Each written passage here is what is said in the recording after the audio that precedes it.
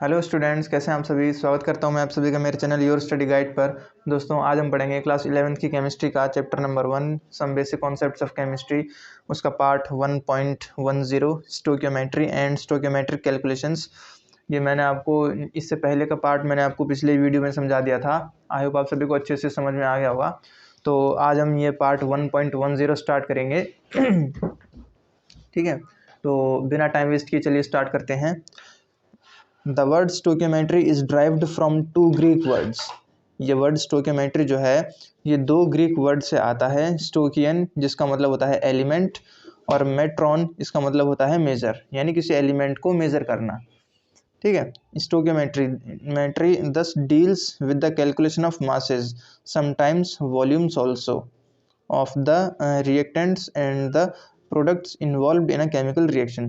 Stoichiometry जो है mainly किसी केमिकल रिएक्शन के अंदर जो रिएक्टेंट्स या फिर जो प्रोडक्ट्स होते हैं उनके मासेस को, कभी कभार वॉल्यूम्स को कैलकुलेट करने के लिए स्टोइकियोमेट्री का यूज़ किया जाता है। ठीक है दोस्तों, before understanding how to calculate the amounts of reactants required or those produced in a chemical reaction। समझने से पहले कि रिएक्टेंट्स का अमाउंट कैसे कैलकुलेट किया जाता है, ठीक है, जो केमिकल रिएक्शन के अंदर प्रोड्यूस करने के लिए रिक्वायर्ड होता है। Let us study what information is available from the balanced chemical equation of a given reaction. चलिए इसे एक बैलेंस्ड केमिकल इक्वेशन के एग्जांपल से समझ लेते हैं। ठीक है, जिसमें एक रिएक्शन दी हुई है ये वाली। Let us consider the combustion of methane. इसमें मीथेन का कंबशन एज्यूम किया गया है। A balanced equation for this reaction is as given below, और इसके लिए ये नीचे रिएक्शन जो है ये हमें दी गई है। बैलेंसिंग अ केमिकल इक्वेशन, ये पार्ट मैं आपको नहीं समझाऊंगा क्योंकि ये पार्ट जो है आपने 10th क्लास में पढ़ा है बहुत अच्छे से, कि इसमें समझाने लायक जैसे कुछ है नहीं, क्योंकि इसमें कहा गया है कि किसी इक्वेशन को कैसे हम बैलेंस करते हैं। ठीक है, तो सिंपल सी बात है, जितने एटम्स रिएक्टेंट्स में होते हैं उतने ही एटम्स प्रोडक्ट में भी होने चाहिए। बस इसका सिंपल यही लॉजिक होता है। Here methane and dioxygen are called reactants. जो रिएक्शन हमारी लास्ट पेज में थी, पिछले पेज में थी, उसमें मीथेन और डाइऑक्सीजन जो थे वो रिएक्टेंट्स थे, और कार्बन डाइऑक्साइड और वाटर जो थे उसके प्रोडक्ट्स थे। Note that all the reactants and products are gases in the above reaction. जो रिएक्शन थी उसमें जितने भी रिएक्टेंट्स और प्रोडक्ट्स थे ये सब गैसेस के फॉर्म में थे। ठीक है, and this has been indicated by letter G, जिसका मतलब होता है gas, in the brackets next to its formula. Similarly in the case of solids and liquids, जिसे हम एस और एल से डिनोट करते हैं। ठीक है दोस्तों, तो सॉलिड्स को एस से डिनोट किया जाता है और लिक्विड्स को सॉलिड्स को एस से डिनोट किया जाता है और लिक्विड्स को एल से डिनोट किया जाता है। ठीक है, the coefficients 2 for O2 and H2O are called stoichiometric coefficients। ये जो 2 लिखा हुआ है, ये इनको stoichiometric coefficients बोलते हैं, जो कि एलिमेंट का होता है। Similarly, the coefficient for CH4 and CO2 is 1 in each case। They represent the number of molecules and moles as well, taking part in the reaction or formed in the reaction. Thus, according to the above chemical reaction, 1 mole of CH4 gas reacts with 2 moles of oxygen। ये जो reaction दी हुई थी उसमें CH4 gas यानी methane का 1 मोल oxygen के 2 moles के साथ रिएक्ट करता है, जिससे कार्बन डाइऑक्साइड का 1 मोल मिलता है। ठीक है, और 2 मोल्स मिलते हैं H2O के, यानी कि गैस के। 1 मॉलिक्यूल ऑफ CH4 यानी मीथेन का 1 मॉलिक्यूल ऑक्सीजन के 2 मॉलिक्यूल्स के साथ रिएक्ट करता है, जिससे कार्बन डाइऑक्साइड का 1 मॉलिक्यूल बनता है, और हाइड्रोजन गैस के मतलब H2O गैस के 2 मॉलिक्यूल्स बनकर तैयार होते हैं। ठीक है, 22.4 L of CH4 gas reacts with 44.8 L of L मतलब लिक्विड, शायद लिक्विड होगा क्योंकि लीटर तो इसमें हो लीटर तो हो नहीं सकता। 22.4 liquid of CH4 gas reacts नहीं, लेकिन यहाँ पे तो गैस लिखा हुआ है, फिर ये L क्या है, चलिए इसको बाद में देखेंगे। To give 22.4 L of CO2 gas and 44.8 L of H2O gas, 16 gram of CH4 gas reacts with 2 into 32 gram of O2 gas to give 44 gram of CO2 and 2 into 18 gram of H2O gas.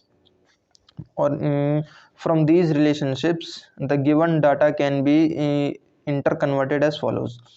ये जो हमारे 4 points दिए हुए हैं दोस्तों, इन 4 point से जो conclusion निकलता है उससे एक रिएक्शन बनती है जो ये वाली है, इसको मास, मोल्स और नंबर ऑफ मॉलिक्यूल्स, ये जो एरो आप देख रहे हैं इन एरोज को डबल हाफ एरोज बोलते हैं। ठीक है दोस्तों, क्या बोलते हैं इनको, डबल हाफ एरोज। और इन सभी पॉइंट से ये कंक्लूजन निकलता है mass upon volume is equal to density, या फिर यूँ भी कह सकते हैं हम कि डेंसिटी का फॉर्मूला ये होता है mass upon volume.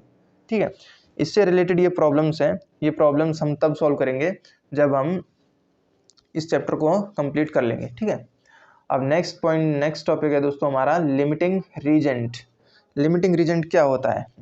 Many a time the reactions are carried out when the reactants are not present in the amounts as required by a balanced chemical reaction.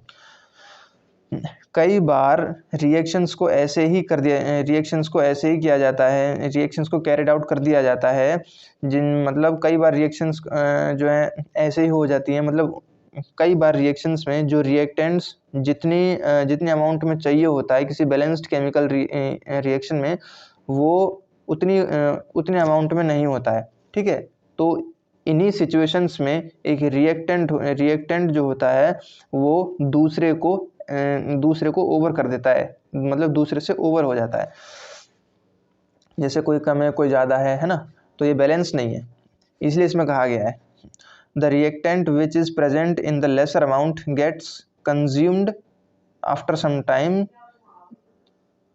which is present in the lesser amount gets consumed after some time, and after that no further reaction takes place whatever be the amount of the other reactant present. जैसा कि मैंने आपको कहा, अभी ये जो highlighted हो रखा है, मैंने इसको कर रखा है, मैंने इसमें आपको बता दिया था कि अगर कई बार रिएक्शंस ऐसे ही हो जाती हैं उनकी, उनमें जो रिएक्टेंट होता है वो जितने अमाउंट में चाहिए होता है वो उतने अमाउंट में नहीं होता, तो इन्हीं ऐसी सिचुएशंस में एक रिएक्टेंट जो है वो दूसरे रिएक्टेंट के ऊपर एक्सेस ओवर हो जाता है। ठीक है, तो जो रिएक्टेंट कम अमाउंट में होता है वो पूरी तरह से कंज्यूम हो जाता है और इस वजह से रिएक्शन नहीं हो पाती। इससे कोई फ़र्क नहीं पड़ता कि जो दूसरा रिएक्टेंट है उसका अमाउंट कितना है। ठीक है, hence the reactant which gets consumed limits the amount of product formed and is therefore called the limiting reagent. तो जो रिएक्टेंट कम अमाउंट में होता है और उसी रिएक्टेंट को कंज्यूम कर लिया जाता है और इसकी वजह से जो प्रोडक्ट फॉर्म होता है उसके अंदर उसका अमाउंट भी कम ही रह जाता है, इसीलिए इसको हम लिमिटिंग रीजेंट बोलते हैं।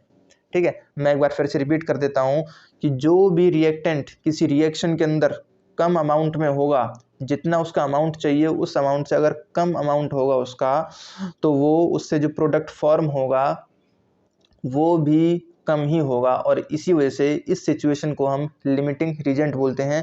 सिचुएशन को नहीं, जो रिएक्टेंट कम अमाउंट में था उसको लिमिटिंग रीजेंट बोलते हैं। ठीक है, in performing stoichiometric calculations this aspect is also to be kept in mind. जब stoichiometric calculations की जाती हैं तो सबसे पहले इसी चीज़ को ध्यान में रखा जाता है। नेक्स्ट टॉपिक है दोस्तों हमारा रिएक्शंस इन सॉल्यूशंस, मतलब सॉल्यूशंस के अंदर रिएक्शंस कैसे होती हैं। The majority of reactions in the laboratories are carried out in solutions, मतलब मोस्टली जो रिएक्शंस होती हैं लेबोरेटरीज में, जो रिएक्शंस होती हैं वो एक सॉल्यूशन टाइप में होती हैं, सॉल्यूशन रिएक्शंस होती हैं वो, ठीक है। Therefore it is important to understand as how the amount of substance is expressed.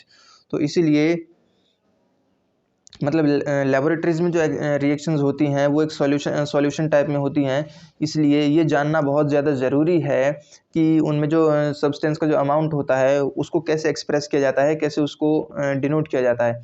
When it is present in the form of a solution, जब वो किसी सॉल्यूशन के फॉर्म में होता है। The concentration of a solution और the amount of substance present in its given by volume can be expressed in any of the following ways. अगर किसी भी सॉल्यूशन का कॉन्सेंट्रेशन या फिर किसी अमाउंट का सब्सटेंस, ठीक है, जो कि एक रिएक्शन के वॉल्यूम में दिया होता है, उसको इन 4 मेथड से डिफाइन किया जा सकता है या फिर सॉल्व किया जा सकता है। पहला है उसका मास परसेंट और वेट परसेंट, जिसको वेट बाय वेट परसेंट बोलते हैं, इसको बाय बोलते हैं, weight by weight percent. Mole fraction, molarity and molality, ठीक है, ये 4 पॉइंट्स हैं। इसके आगे ये है मास परसेंट, इसको हम नेक्स्ट क्लास में सॉल्व करेंगे। आज की क्लास बस यहीं तक थी। तो दोस्तों, आपको अगर मेरा तरीका समझ में आया तो प्लीज़ वीडियो को लाइक करें, शेयर करें और सब्सक्राइब करें। मिलेंगे नेक्स्ट क्लास में, तब तक के लिए थैंक यू। और ध्यान रखें कि ये जो प्रॉब्लम्स हैं हमारी, इन्हें हम ज़रूर सॉल्व करेंगे जब हमारा चैप्टर कंप्लीट हो जाएगा, और चैप्टर कंप्लीट होने में ज़्यादा टाइम नहीं है। थैंक यू दोस्तों।